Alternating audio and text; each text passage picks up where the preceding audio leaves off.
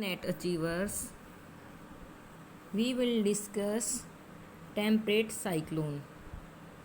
पहली वीडियो में हमने ट्रॉपिकल साइक्लोन पढ़ा था और आज हम अपना टेम्परेट साइक्लोन पढ़ेंगे। टेम्परेट साइक्लोन हिंदी में बोलते हैं इसको शीतोष्ण कटिबंधीय चक्रवात।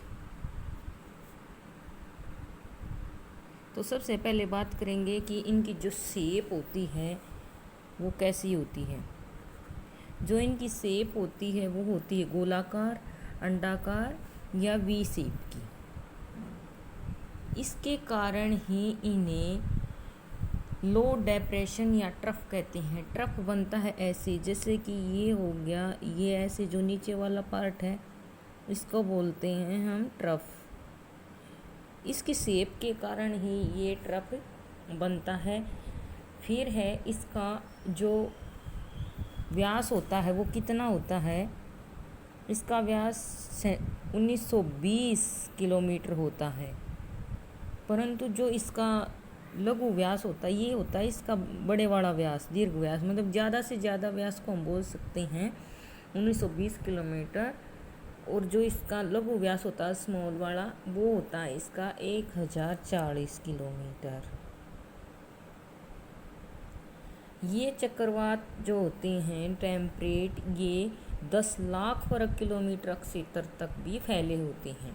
जो टेम्परेट वाले हमारे साइक्लोन होते हैं ये कहाँ मिलते हैं, तो ये मिलते हैं जो ये वाला एरिया होता है 35 डिग्री से 65 अक्षांशों के मध्य जो है ये फैले होते हैं। और ये दोनों गोलार्धों में होते हैं, नॉर्थ में भी और साउथ में भी। इधर भी होते हैं ये और ऊपर भी होते हैं, नॉर्थ वाले में भी साउथ वाले में भी। और जो हमारी वेस्टर्ली वाइंड्स होती हैं, जो पछुआ पवनें होती हैं, उनके इफेक्ट से जो इनकी दिशा पश्चिम होती है ना, वो किस में बदल जाती है, पूर्व में, ईस्ट में। इनकी जो डायरेक्शन की मूवमेंट होती है वो चेंज हो जाती है और ये बड़े पैमाने पर जो हैं हमारे मौसम को इफ़ेक्ट करते हैं। फिर आता है इनकी उत्पत्ति और जो इनका जीवन चक्र होता है वो कैसा होता है।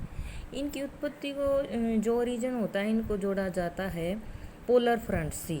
पोलर फ्रंट यानी कि जो ध्रुवीय वातागर होते हैं ना, उनसे इसको जोड़ते हैं। तो आप मेरी राइटिंग पे मत जाना, सिर्फ आप समझ लो मैं क्या बताना चाह रही हूँ। जो ये वातावरणों से इनको जोड़ा जाता है ये होती हैं जो दो विपरीत स्वभाव वाली हवाएं, यानी कि एक की कंडीशन गर्म होती है, वार्म होती है, और एक की कंडीशन क्या होती है, कोल्ड। तो ये दो जो विपरीत स्वभाव यानी कि जो उनकी कंडीशन है वो अलग अलग होती है। जब ये मिलती हैं तो इसको ही फ्रंट बोलते हैं, वातागर बोलते हैं।